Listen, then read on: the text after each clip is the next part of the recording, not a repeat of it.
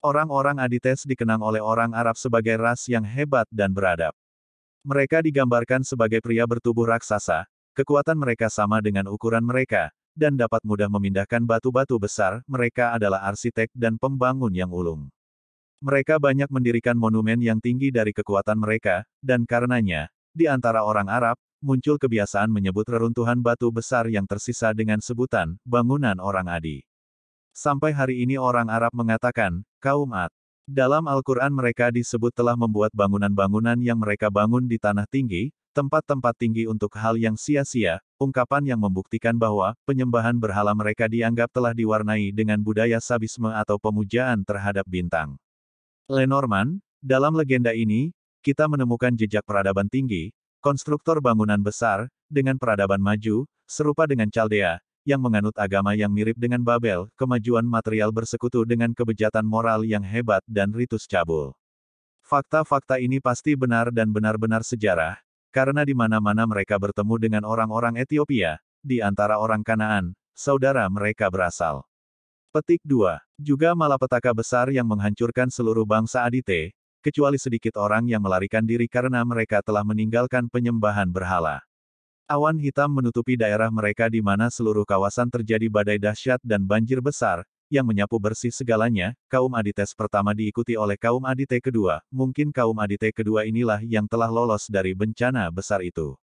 Pusat kekuasaannya adalah Kekaisaran Seba. Kaum Adites bertahan selama 1000 tahun. Peninggalan orang-orang Adites terlihat dari monumen yang ada di Mesir. Juga orang Mesir itu sendiri, rambut mereka berwarna merah atau terbakar sinar matahari. Kuil besar mereka adalah bangunan piramid. Sejarah kuno Timur, halaman 321.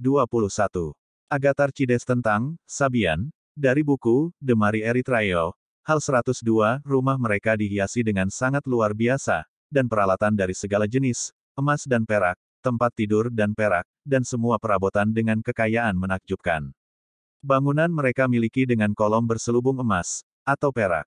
Pada fris, ornamen, dan kerangka pintu tempat mereka menaruh piring emas batu berharga. Semua ini mengingatkan salah satu deskripsi yang diberikan oleh orang-orang Spanyol di kuil-kuil matahari di Peru. Orang-orang di situ menyembah dewa-dewa Fenisia dengan nama sedikit berubah, agama mereka adalah penyembah utama matahari. Ini pada awalnya adalah agama tanpa bentuk, tanpa penyembahan berhala, dan tanpa imamat. Ibid, halaman 325.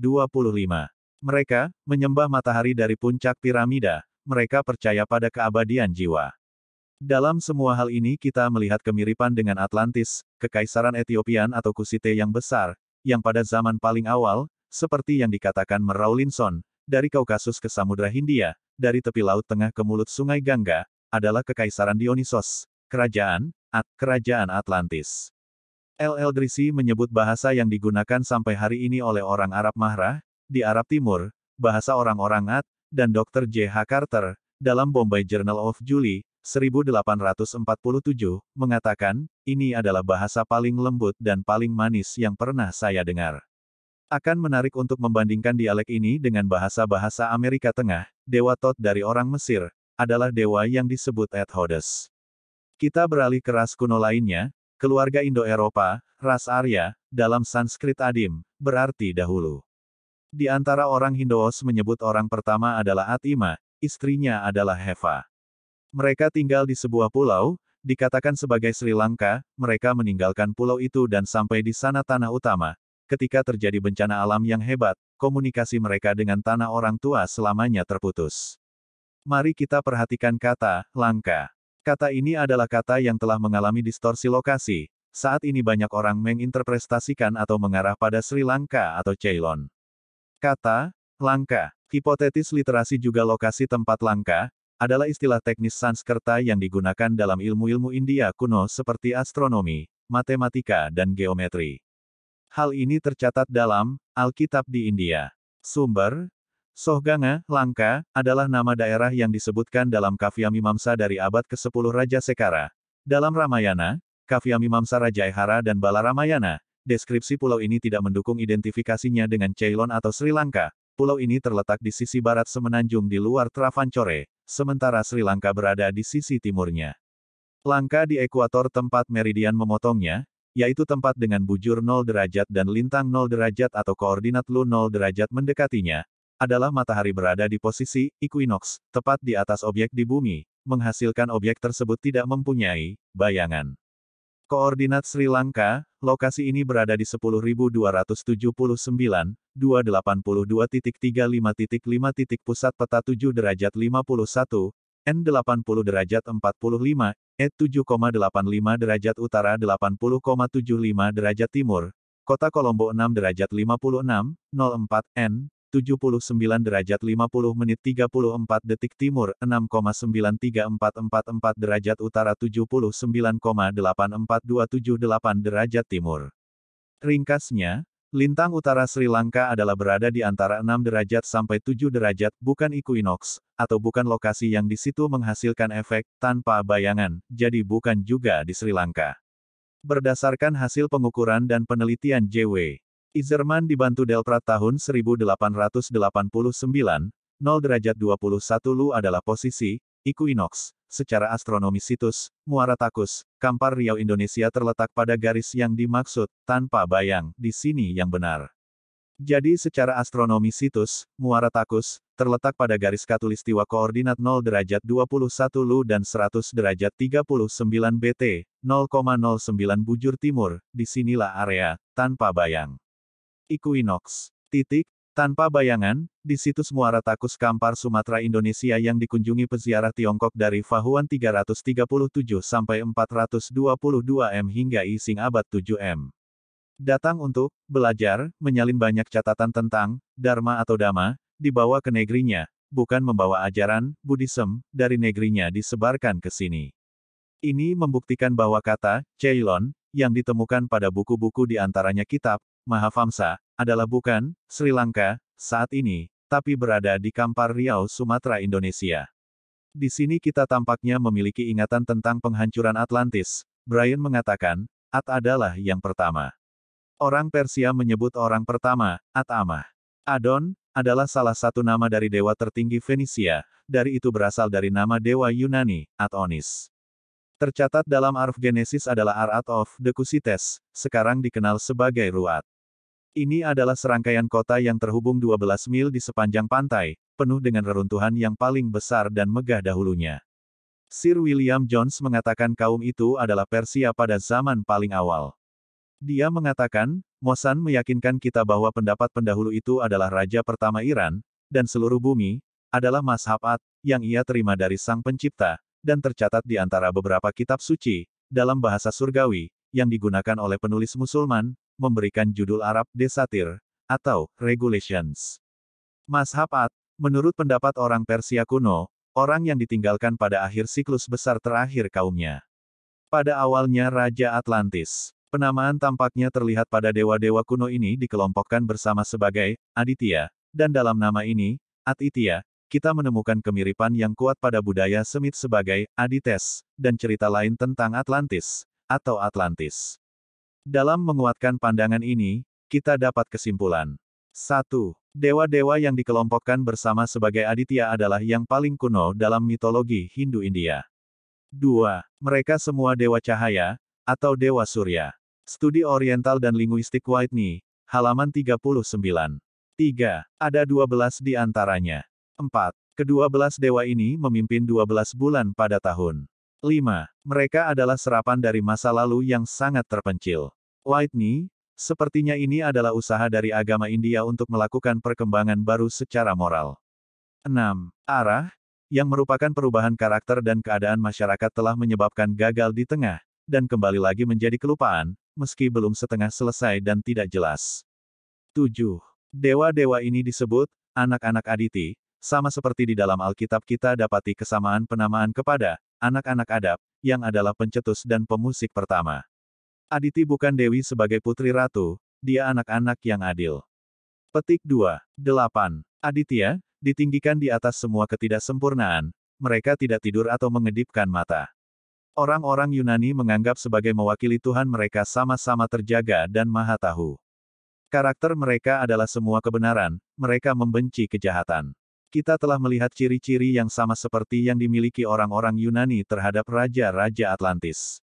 9. Matahari terkadang disebut sebagai aditya. 10.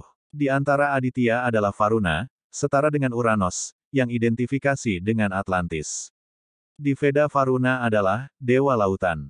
Aditya mewakili bentuk agama yang lebih awal dan lebih murni, sementara dalam nyanyian doa rohani kepada para dewa lainnya yang panjang tentang hidup, kekayaan, kekuatan, kepada aditya adalah kemurahan hati, pengampunan dosa, kebebasan dari rasa bersalah, dan pertobatan. Oriental and Linguistic Studies, halaman 43. Aditya, seperti orang-orang Adites, diidentifikasi dengan doktrin tentang keabadian jiwa. Yama adalah dewa tempat tinggal di luar. Dalam cerita Persia ia muncul sebagai Yima, dan dibuat penguasa zaman keemasan dan pendiri surga. Ibid, halaman 45. Lihat, Zamna, halaman 167 ante. Mengingat semua fakta ini, seseorang tidak dapat meragukan bahwa legenda, anak-anak At, orang-orang Adites, dan orang Aditya, semuanya mengacu pada Atlantis. Lepas dari bahasan di atas di Indonesia banyak yang memakai nama Aditya di antaranya Aditya Warman. George Smith, dalam kisah tentang orang Kasdim dan tentang penciptaan, halaman 78, yang diuraikan dari versi Babilonia, menunjukkan bahwa ada ras manusia yang asli pada awal sejarah Chaldean, sebuah ras gelap, Zalmat Kakadi, yang disebut Atmi, atau At-Ami, mereka adalah ras, yang telah jatuh, dan berlawanan dari, Sarku, atau ras cahaya. Kejatuhan, mungkin mengacu pada kehancuran mereka oleh banjir besar, sebagai akibat dari degradasi moral dan kemarahan para dewa. Nama Adam digunakan dalam legenda, tapi sebagai nama ras, bukan laki-laki. Kejadian, bab 3, 2, dengan jelas mengatakan bahwa Tuhan menciptakan manusia laki-laki dan perempuan, dan memanggil nama mereka Adam. Artinya, orang-orang itu adalah At-Ami, orang-orang, At, atau Atlantis. Penulis kitab Kejadian, kata M. Subel, dalam berbicara tentang orang-orang yang ditelan oleh bencana, selalu menggambarkan mereka sebagai Hadam, manusia Adamite. Ras Kain hidup dan berkembang biak jauh dari tanah Set, dengan kata lain, jauh dari tanah yang hancur oleh bencana. Yosefus, yang memberi kita keterangan tentang tradisi primitif orang Yahudi, memberitahu kita, bab 2, halaman 42, bahwa Kain melakukan perjalanan di banyak negara sebelum ia sampai di tanah Nod. Alkitab tidak mengatakan kepada kita bahwa ras Kain mati oleh bencana. Kain keluar dari hadapan Tuhan, dia tidak memanggil namanya, orang-orang yang dihancurkan adalah anak-anak Yehuwa. Semua ini menunjukkan bahwa koloni besar telah dikirim oleh sebuah sumber peradaban sebelum tenggelam di laut. Di seberang lautan kita menemukan orang-orang Guatemala mengklaim keturunan mereka dari dewi yang disebut Etit, atau nenek moyang yang hidup selama 400 tahun, dan pertama kali mengajarkan menyembah Tuhan yang benar, yang di kemudian hari mereka lupakan. Bancroft Native Races, Vol. I, halaman 75. Sementara batu kalender di Meksiko yang terkenal menunjukkan bahwa matahari biasa disebut Tonatiuh tapi saat itu disebut sebagai dewa bencana itu kemudian dipanggil atau Tonatiuh, atau Et Onatiuh. Valentinis, Mexican Calendar Stone, Seni Maya Arkeologi, halaman 15.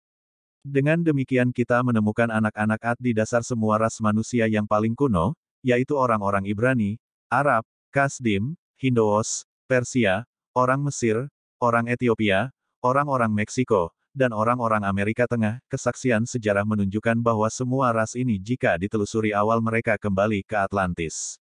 Bisa disimpulkan bahwa kaum Adites yang diketahui oleh bangsa Arab bukanlah kaum At yang pertama melainkan merupakan sisa-sisa manusia yang selamat dari bencana kaum At dan pindah ke Arab Selatan. Ini sebenarnya sesuai dengan ayat Al-Quran. Dan bahwasanya dialah Tuhan, yang memiliki bintang Syira, dan bahwasanya dia telah membinasakan kaum At yang pertama, dan kaum Samud. Maka tidak seorang pun yang ditinggalkannya hidup. Dan kaum Nuh sebelum itu. Sesungguhnya mereka adalah orang-orang yang paling lalim dan paling durhaka. Qs An-Najm 49-52.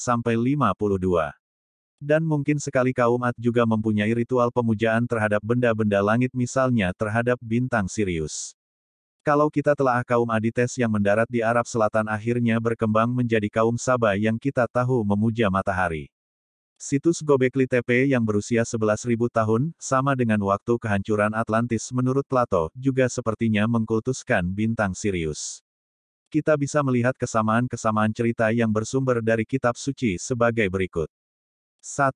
Menurut Bible pendiri Tower of Babel adalah Nimrod anak dari Kus bin Ham bin Nuh, sedangkan menurut Book of Jubilee tinggi Tower of Babel adalah 2484 meter. Ini adalah bangunan yang tertinggi di dunia dan belum ada yang menyamainya sampai saat ini.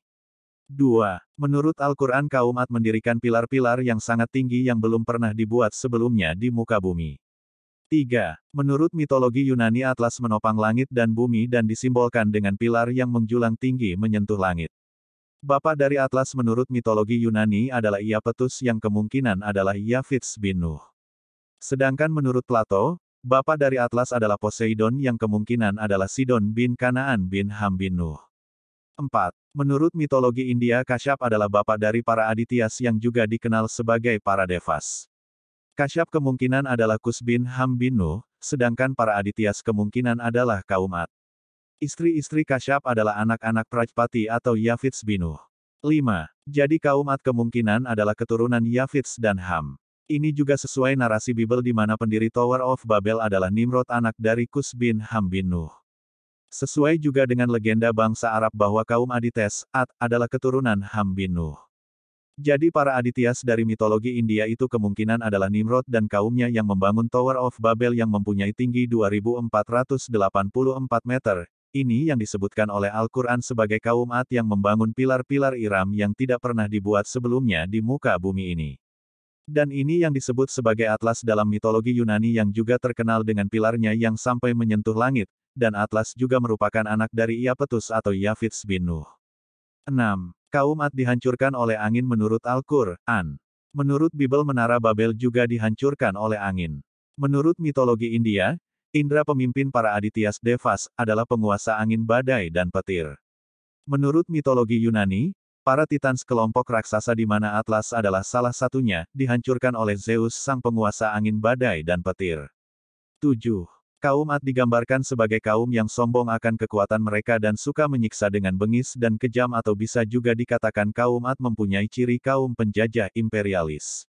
Di Bible disebutkan, Tuhan membesarkan Iaphitus bin Nuh dan keturunannya. Dan ia akan tinggal di tenda-tenda milik Sam bin Nuh dan keturunannya. Dan Kanaan bin Ham bin Nuh dan keturunannya akan menjadi pelayan-pelayannya. 8. Di mitologi India, para Adityas Devas dipuja dan disembah. Di mitologi Yunani para Titans, di mana Atlas adalah salah satunya, merupakan kelompok raksasa yang tadinya menguasai dunia. Setelah itu karena kekejaman Cronus pemimpin Titan maka Zeus mengadakan konfrontasi dan mengalahkan para Titan. Sebagai tambahan informasi dari mitologi India ada kisah daerah Patala yang merupakan daerah tempat tinggal para Asura. Daerah Patala dibagi menjadi 1. Atala 2. Vitala, 3. Sutala, 4. Talatala, 5. Mahatala, 6. Rasatala, 7. Patala, Nagaloka. Salah satu daerah Patala yaitu, Atala, sangat mirip pengucapannya dengan Atlantis. Iram atau Menara Babel atau Pilar Atlas, di dalam mitologi India terdapat kisah Gunung Meru yang dideskripsikan sangat tinggi. Dan ternyata pada awal abad ke-20 seorang berkebangsaan Hungaria Marek Aurelstein menemukan manuskrip-manuskrip Dunhuang, yang diperkirakan berasal dari abad kedua Masehi di dalam Gua Seribu Buddha. Menariknya salah satu dokumen menggambarkan Gunung Meru sebagai sebuah menara. Mungkinkah ini wujud asli Gunung Meru, yaitu sebuah menara yang sangat tinggi yang disebut juga Menara Babel?